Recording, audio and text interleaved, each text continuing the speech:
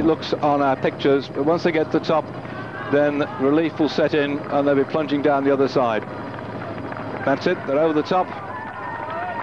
And you see the gaps are opening up already. As Tafi starts to go, Tafi's put the hammer down, and as he opens this one up, and no, he's decided enough's enough.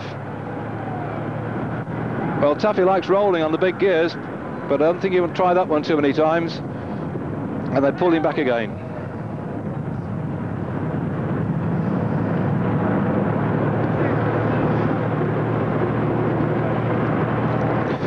They'll be heading down in towards Rochester any moment now, and of course the great city of Charles Dickens, and the nice people at Rochester produced some leaflets, the city of great expectations, in memory of course of Charles Dickens, who lived here for many years. And when they get down the bottom and turn sharp right, they will be going past a pub which is called Expectations, in memory of Charles Dickens, and lots of other Dickens memorabilia around the place too. They don't seem to be too bothered now, do they?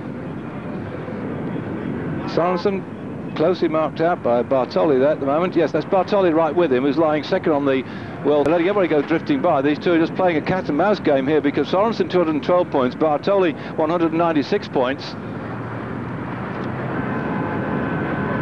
They just can't relax too much. Actually, nobody in that leading group is really in contention for the white jersey. If they snaffled 100 points, they wouldn't be too bothered about it. So they're playing their own little race, these two here.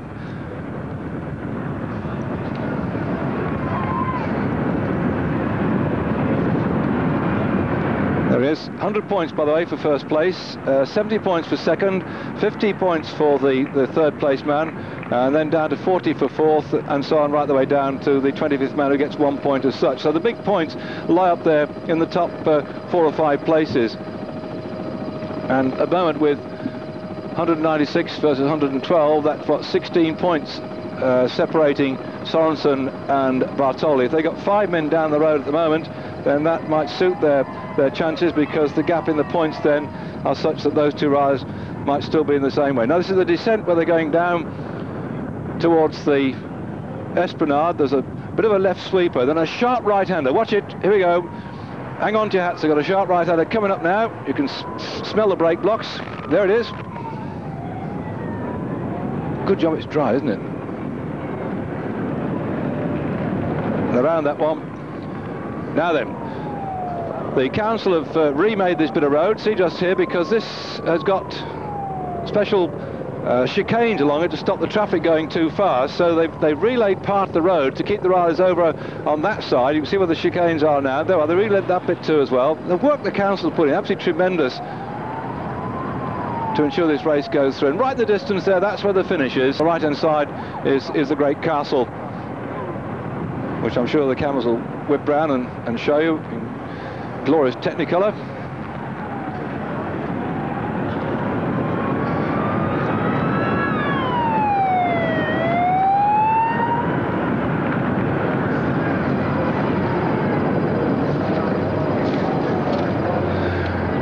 And there we are. Once again, I say how they've come round these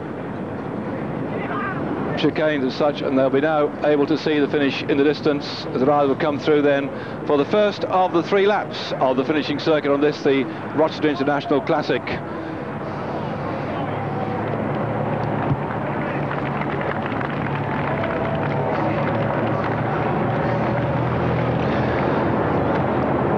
Soon they'll be through this start-finish area. Our leaders at the moment on the front, Stefan Hulot for La Française des Jeux. Then on the left-hand side there, in the blue and the white, that is Bortolami of the Festina team, and in the yellow colours, Farigato of Roslotto, the pale and dark blue Tafi for Mappe, and the orange colours at the back, Vatteroni of the Scrigno team. Interesting, the managing director of the UK Festina operation is actually at the event today, come to see how his lads are getting on. So he's got one run there, be getting jumping up and down. So Ralph, I hope you're enjoying it, and that seeing your man in this little group will perhaps give you some hope that you might get a success at the end of it all. We shall see. 3 laps to go. They're clear on your screens.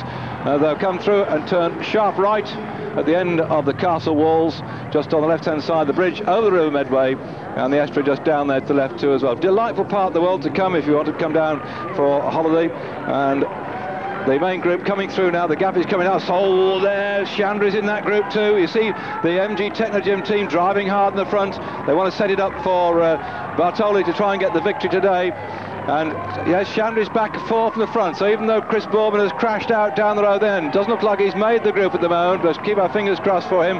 But nevertheless, Chandler's in there with a shout. So Britain's got something to cheer as they come through there. 3 laps to go for the main pack. What's left it? Maybe about 40 or 50 riders there.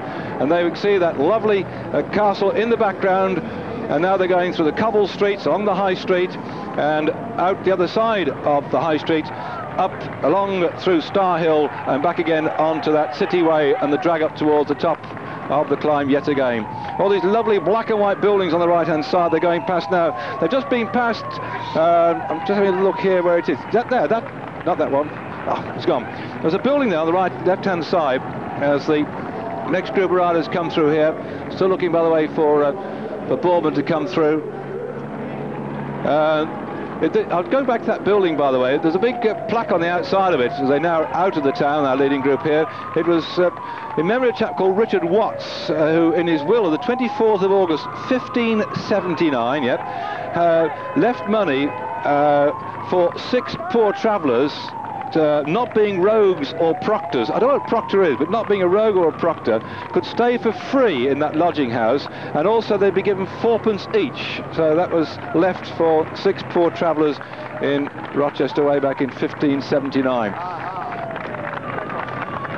Now this is the part where they came sweeping on the left-hand side in after the road section of the race. We're now on the repeat of the lap, that long drag up towards the top, and somehow I think they might find themselves being sucked in by that group behind. They looked rather active when they came through before.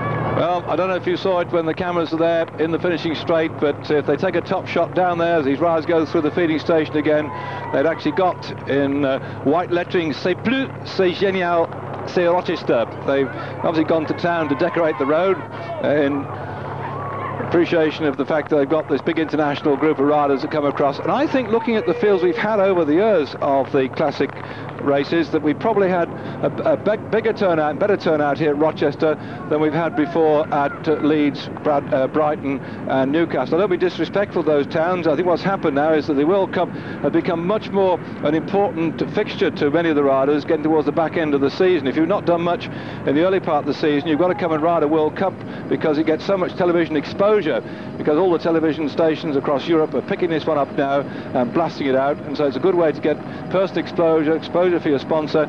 And of course, if you haven't got yourself a contract yet, then for next year it's one way of ensuring that you can get somebody to come up to you with a contract for a good ride in the classics at the back end of the year. So there's this one, and then after the classic here at Rochester, we move on to the one in Switzerland, the Zurich event, and then we've got to the Paris Tour. We're bringing the Paris Tour, by the way, to on Eurosport, and we're also going to have the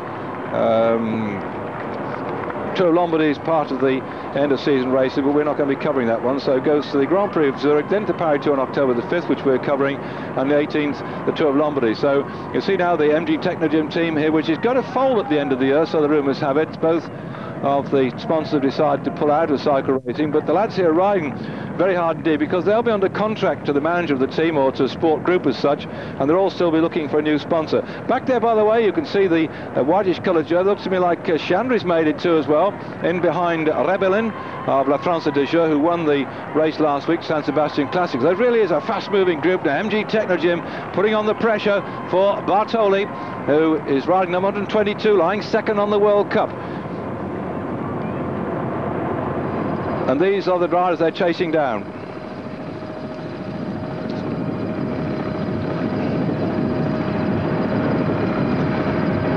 I don't think they've got the same... Ferrigard having a bit of nosh at the moment. It's getting towards a point when I'd have thought there's not much more reason in eating now. Yep, thank you very much indeed.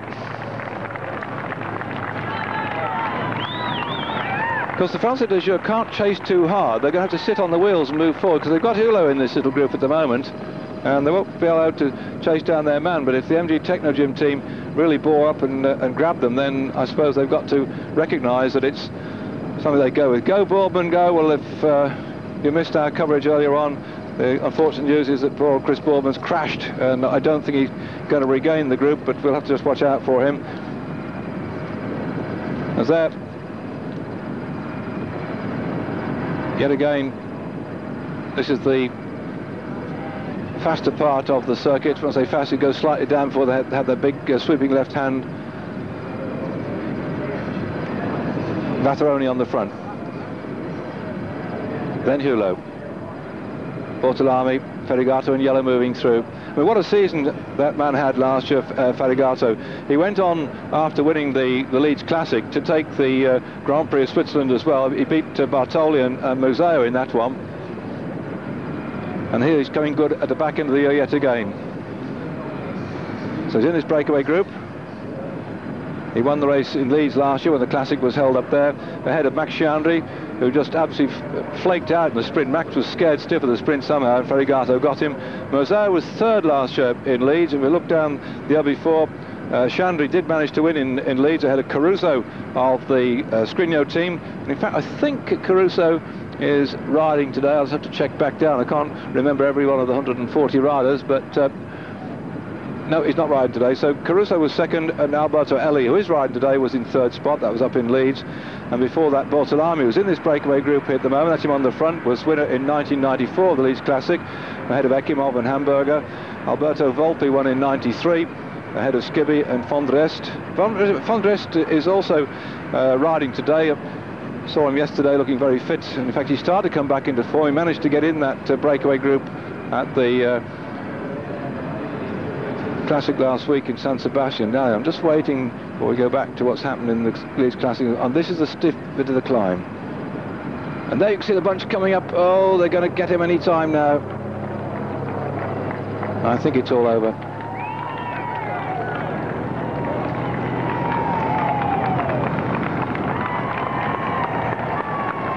Hulot, Vatteroni, Tafi, 1, 2 and 3 at the moment. Ferrigato just at the back of them.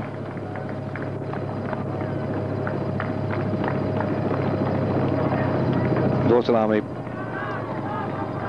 went away back in 94. Just hanging on the back of this little group at the moment.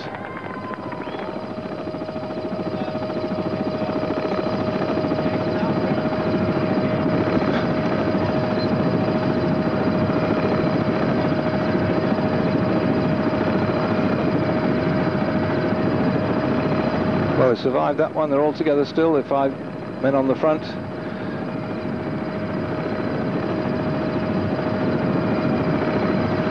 Whoa, that's nasty. So there we are. Still 2.5 laps to go.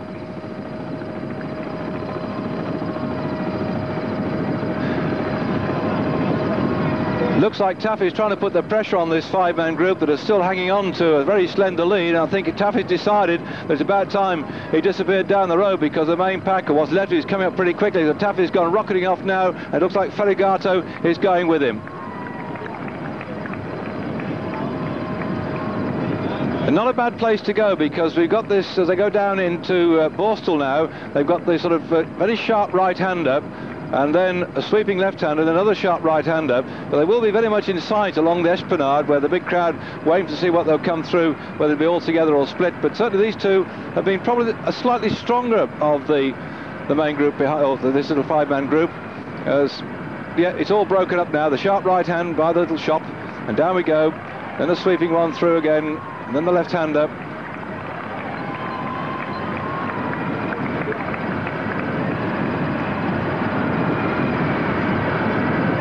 Well, Italians have done quite well in the classics in Great Britain, and now we've got two of them out there on the front, because in 1989 when we had the classic up at Newcastle, Franz Maassens won that one, had a Frondres and Sean Kelly in the third spot. By the time we went on to 1990, Gianni Bugno, the Italian, won that one. Garotto won in 1992, Volpi 93, Bortolami 94, Max Chandri we got down as Great Britain, but he's more Italian than British, I suppose, though he just got a British passport, won the following year, and AndreaTafi won in 96. So the only intrusions into the victories of the Italians in the Classic, which had been held in Great Britain, was 89 when Frans Maassen of the Netherlands won that one, and Erik van Lancker won in 1991. Max Chandri winning in 1995 has got Great Britain after him, but he's Great Britain passport, but very much riding for Italy with his Italian racing license in the past. So it looks like they've now absorbed our two breakaways, and I think they're about to lap somebody as well. Yep. This little group of riders, I think, have got to call it today. Yep, they've had enough of that one, so there they go.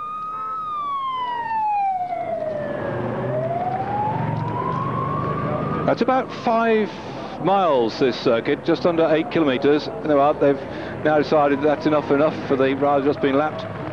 So that shows you, and they're about to get some more too. They're pulling out to let them come through.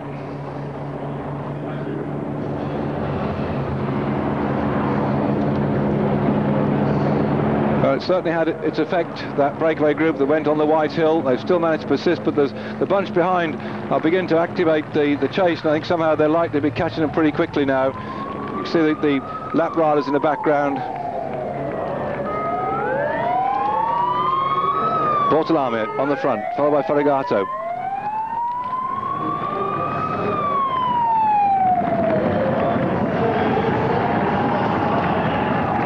It's interesting, they've just caught Tom Steels of the Mappe team, the Belgian champion. I think they might like to see on the left-hand side, he's going to pull over now. Sprint specialist, you know, got slung out the Tour de France for slinging a bottle, and here comes the main group.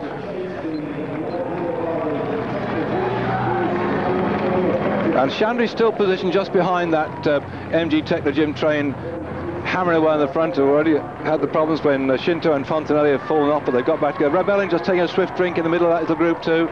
There's on the right hand side the whitish jersey of Sorensen, leader on the World Cup Series, so the number 1 and 2 in the World Cup are in that group.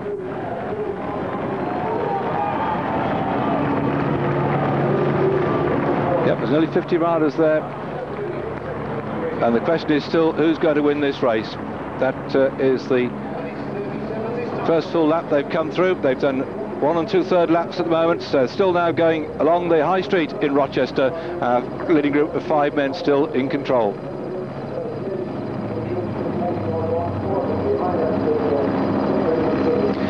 "36 seconds, the gap between these 5 riders and the main pack. The maximum they've ever had was about 55 seconds, so I think they've been left out to fry as they go along the main street here in Rochester, past some lovely old buildings on the left-hand side and right-hand side.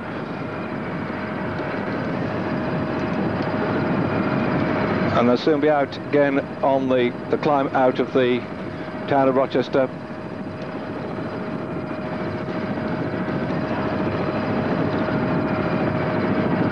Tafi's been jumping around quite a bit, and now what they're doing? Oh, I see, they've found their way through the coned off part as they're on where the circuit starts after coming in off the road itself, and they're all back together then.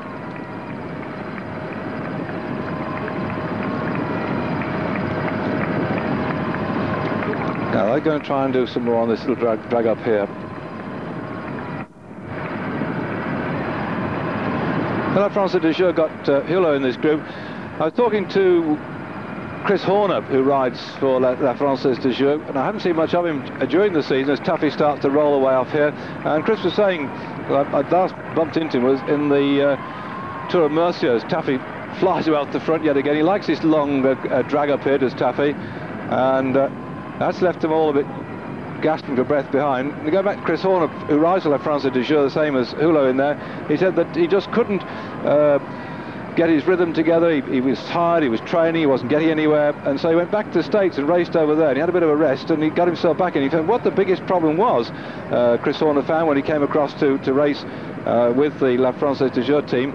He was sort of pitchforked into the temperature in Paris, where he was living, at 0 degrees, and it comes from San Diego in America, right out there on the coast where it's lovely and warm, and so he found himself under conditions which he couldn't really train very well in, and he got a bit of disillusioned. Of course, being the La Française des Jeux, he's the only one English speaking as such. Max Shandy speaks perfect English at all, but nevertheless, with so many Italians and Frenchmen on the squad, they all speak either Italian or French, and Chris found himself being a little bit put out of things, and he lost some morale, but he's trained himself up well. He's done some decent rides just recently, and since he's come back over, especially in the Mi-Automne-Breton, when I think he finished third overall at the end of that one, Chris Horner did. So that's perked him up a bit, and of course that's perked up La Française des Jeux as well, because they've been looking for some of the younger riders to start doing well, and it looks like now he's looking forward to the back end of the season, and particularly the fact that his girlfriend is going to give birth to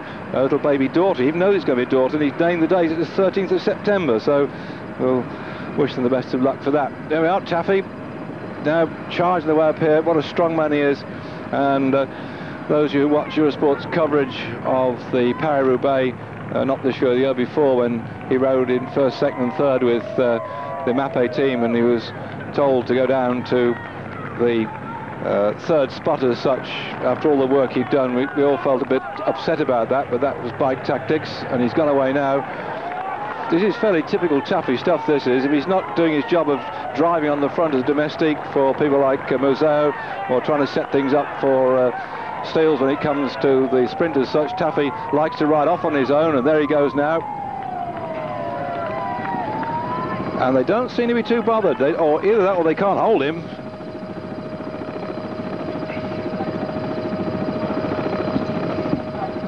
A good move by Tafi, really, because the main group will certainly smell that leading foursome as it is now, and once they start to get up to them, then if Tafi's gone away, it'll take them some time to realise that he's not with them, and also they might think with one man on his own they can catch him, but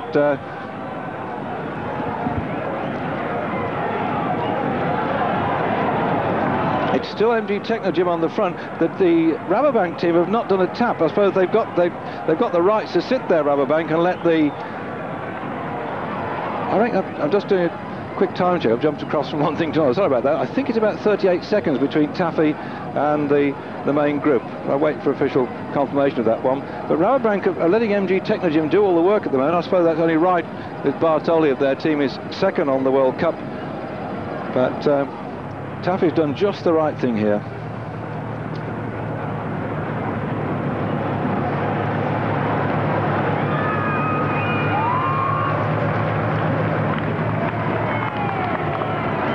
I like his style. I think he's the way he rides here. Look, hands on the top of the handlebars there, and he's quite flat backed, sits well back in the saddle. So many riders ride with very upright frame angles, 74 parallel frame angles, that you see they have to sit well back, and you need a seat pin that cranks you back a bit. I'm surprised why so many seat angles are quite so steep. I've always felt myself that there's a reason to have the seat angle a little bit more laid back, but I suppose it may mean the top tube a bit more whippy. Oops, we've lost the picture. I was going to say then, before the picture went off, that what a typical British sight it was, of all the houses with their gardens front and back, and people out here watching a bike race go through, something they don't see on British roads at this sort of level anyway. And let's hope the Rochester Classic stays here, and that the authorities don't knock it on the head. That's Chandry. Go, he says. Hey, good. Chandry's on his own. Hey. Well, this is interesting now that Chandry's gone away. We've got Tafi's gone away off the front, and Chandry's now launched himself into space. He must be in a very difficult position, Max, with with Hulot from his team out there in that front group. But I suppose the message got back to him now that Tafi's left and is on his way. I suppose now that Max Chandry feels that it's an opportunity, that he should now go and have a crack at getting up to that leading group on his own if he feels strong. Max Chandry then for Great Britain. Looking very good and comfortable at the moment. This is the tough part. This is the one that's going to sap the strength as they hit the bottom of that climb and start to go up yet again, powering his way up. Max Chandry. winner of the Leeds Classic a couple of years ago, comes good towards the back end of the year. Very disappointed with his Tour de France performance this year because he was looking for a stage victory towards the back end of the race when the single-day riders, they like to call themselves, were in with a shout. But the Tour this year rode on and rode on and rode on right the way almost to the last day but one, when there were attacks coming all the way through from Festina who were trying to dislodge young Jan Ullrich. So certainly people like Chandry upset about their Tour de France performances. Max had some problems behind his left knee and rode himself into form at the back end of the Tour. Now he's trying to make some use of that form, but he's got to catch this man though. Tafi still ploughing away, having left that five-man group with a superb turn of speed on the long drag on the far side of the circuit.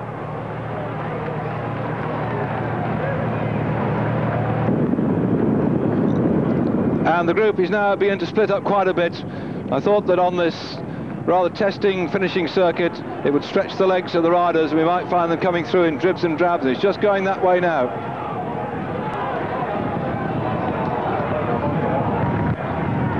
Sharp right turn for Tafi. Now they can't see him, just 10 seconds back. Oh, this going to be a bit of a problem for Tafi. He's been out there since the 105-mile point as he comes through here.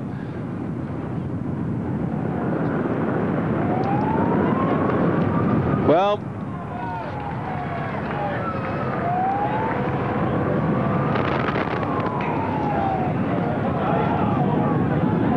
Chandry's still going, and at this point they will be 140 miles into the race, so in fact it's something like 35 miles that Tafi's been out in the lead, but the people that with him have now been swallowed up. Good move. I said exactly the sort of thing that you should do is what Tafi's done, knowing that his teammates, his breakaway mates were tiring, but he launched himself off into space, and now Chandry is just, in fact they said 10 seconds, that's all. I've got 50 seconds on my watch there, but sorry about this. Is interesting, isn't it?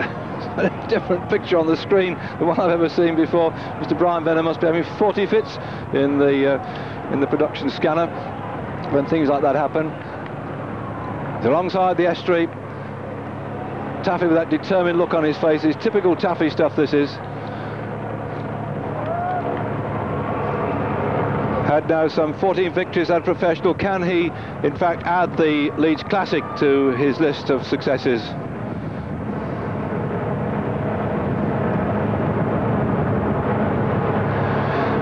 Tafi then alongside the estuary on this, the Rochester International Classic, 150 miles in all, and when he comes through here they'll have covered 140 miles if my calculations are correct, so he's still got 10 miles to go in this race.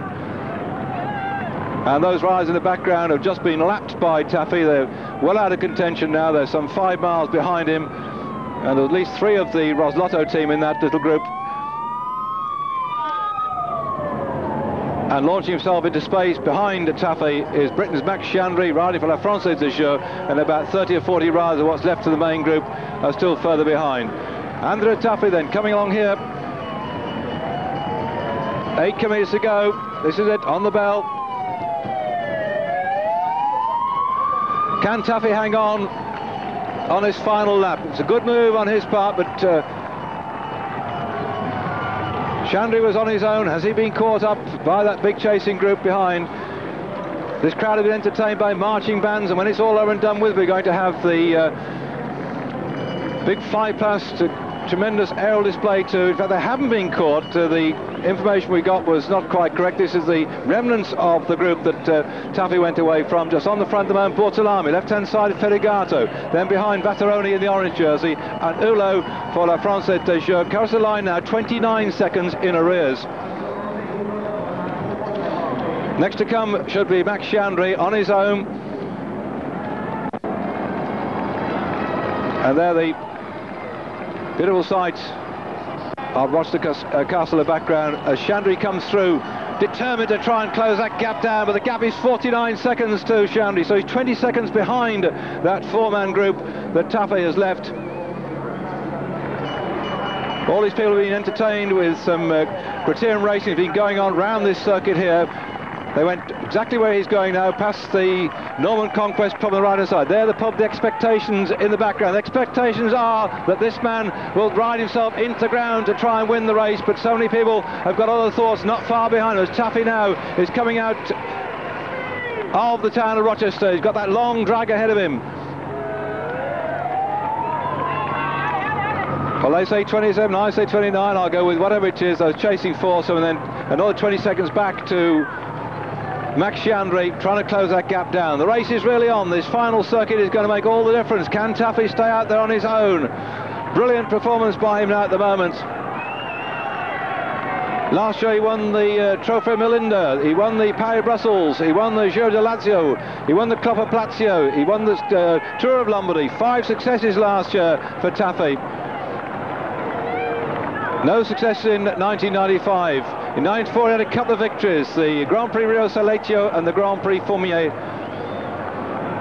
He usually comes good towards the back end of the year. He won a stage in the Tour of Great Britain way back in 1990, the old Kellogg's Pro Tour. Now Chandry tries to close up on those 4 men, looking very determined indeed, and he looks like he can get them too. What will the tactics be when he gets there though, because Hulot's teammate is up there. Can Hulot come with him? Will he go straight past him as Chandry powers his way up the climb here?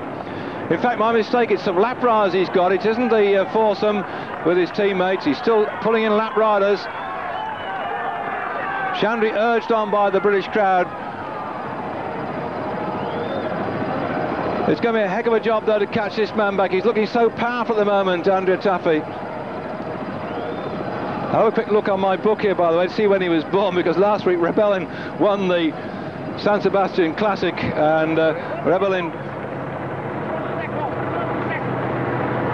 the shout coming up on the time gap back. So AndreaTafi, where are we at now? Born on the 7th of May 1997. Oh, he's a Taurus. Well, I think that's rather appropriate then. He's a courageous chap going on the front here at the moment.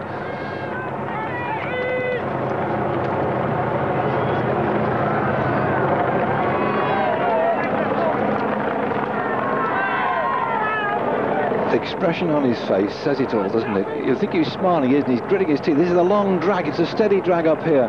You've ridden like some 145, 146 miles or so.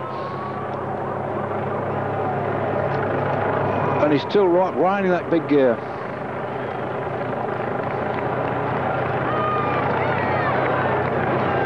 Very, very stylish rider.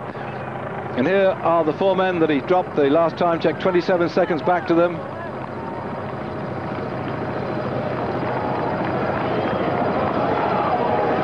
And there's Chandry coming up here, still trying to close that gap down. In reality, it's got to happen the next couple of kilometres as they go up on that climb. That's where it's really got to happen, because once they're over the top, it'll be difficult to close the gap down. This is where you've really got to grit your teeth and go for it.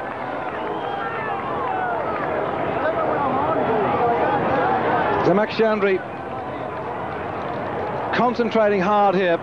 Has he left it too late though? Are we going to see this man ride into victory in Rochester? And down the yesterday, walking through the town centre, I met Tommy, one of my friends from Arno, says, say hello to Pat Ryan, the Bray Wheelers, and also to Ken Duff as well. Well, for all you people watching on Eurosport, thanks for your support and your interest in this great sport of cycling. We've got more cycle racing coming up through the rest of this season too. We've got the World Track Championships next week, not this week, coming the week after us. Then we've got the Tour of Spain as well, so plenty of cycle racing on Eurosport. The Paris Tour, the World Championships, a lot more to come, and as ever the riders giving you something to talk about. Plenty of action here at Rochester, and everybody who's a TAFI lover here will be just urging him on. I think he's a great guy. I mean, I think all bike riders are great guys, but really TAFI for me has been one of those stalwarts of the sport over the years, and it could be he's riding in to yet another superb victory at the back end of the year, which is a very special thing for, as far as he's concerned. Coming good just when it matters, and he's over the top of that climb, and it could be that he can stay away now. Throwing absolute every caution to the wind, riding his bike flat out.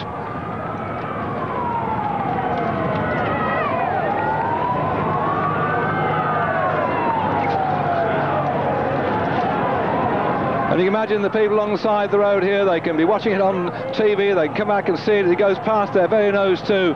All the live action, all the colour, all the excitement of the sport of cycling in Rochester, who put on a tremendously good show, bringing over 140 of the top world cyclists to Rochester. And suddenly Hula looks back to see where Chandry's got to.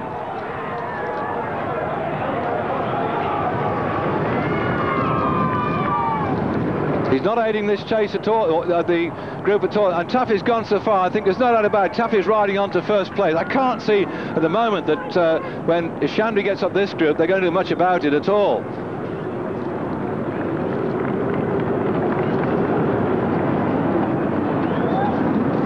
Well, the bird certainly has flown the nest.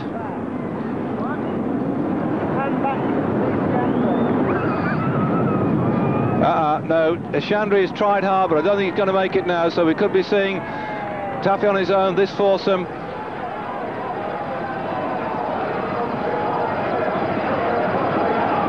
You can feel for him, can't you? He launched himself into space a lap and a half ago, and this is the tough part. This is really hurting. If he gets the top of this one, clear that group. It's 36 seconds now. He's actually put more time into them. He's out of the top of the climb. Now it's all downhill towards the finish, so Chandry certainly will not close the gap and take first place on this, the Rochester International Classic, and they're on that final, 2-3 kilometres down in towards the finish. Sorry, we've lost the pictures at the moment. We'll bring it back to you as fast as we can do, because we want to see that Tafi will come in, I'm sure, triumphantly in towards victory that is so well deserved for that man who's been such a great team supporter. Man, if they send him out to pull back brakes, that's what he's always done. That's been his style over the years. He's ridden that course, you'll see on your screen now, right the way down, undulating countryside, across to the St Mary in the Marsh, the very flatlands there. Fortunately today there wasn't much wind blowing, so we thought that may get crosswinds there, would split the field, but it didn't do so. First climb of the day was just by Limp, and then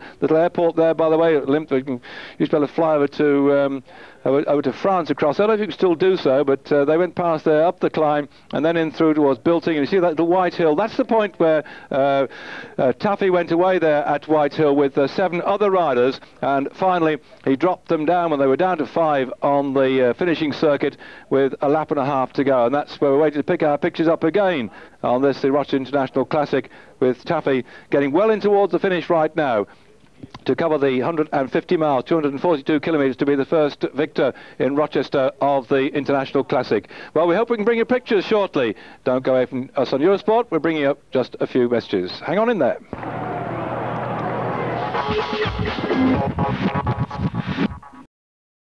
The minute you try and do something else, it all goes wrong. Well, we went to an ad there, and as soon as we went to the ad, we got our pictures back of Tafi now coming down inside the final 2 kilometres. The estuary is just ahead of him, and so he'll very shortly be able to ride into what looks like a triumphant finish. The group behind him had gone back to some 35 seconds. The last time check we had, it was 29 or 27 or thereabouts when he went over the finishing line before, and he's looking anxiously back now. But I think this is going to be a tremendous solo performance by Tafi, coming in here now to take this victory. So well deserved. He took a second in the Amstel Gold behind Bjorn Rees. Rees romped away there to get the victory, and he took a second on that particular occasion. So Tafi, doing his teamwork so often in the past, hasn't been allowed to show so much, but he just showed today the courage that he got, taking advantage of the way in which the MG Technogen team and the team from the Rabobank squad were marshalling their forces to look after first and second place overall on the running order in the World Cup. So he's going to come in now, and he's caught them all napping. He's on a superb ride as Tafi, and he's going to get this victory, no doubt about it. Savour the moment here on Eurosport. The man who took that tour of Lombardy last year in such convincing and strong style. Brilliant ride then by Tafi. He's making it now almost a lap of honour, that last one. He had to ride hard because they were going to try and hound him down, but he stayed away.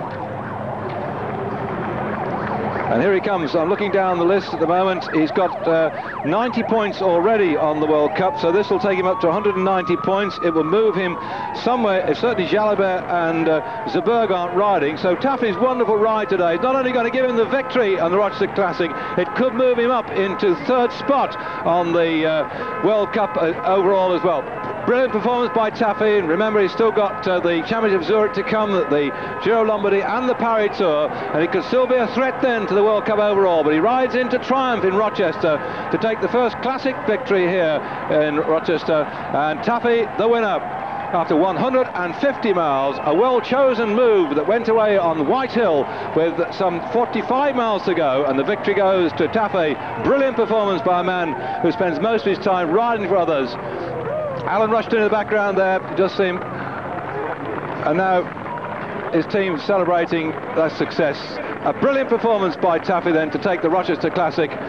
And these are the riders coming, and Sam Chandry's coming up to try and get second spot at the moment. They start the sprints. Can Max Chandry get there to take a second spot as Feligato starts to wind it up? The man who beat Chandry last year in the Leeds Classic now looks like he's going for second spot. Chandry now is wedged between them. He's not going to make it. As on the line it goes to Feligato just ahead of Bortolami. Hulo was there, and Vattaroni back in fifth spot. Chandry comes into sixth then. Seventh and eighth being sprinted out here, and looking in the main group there, I think the World Cup will certainly stay with Sorensen.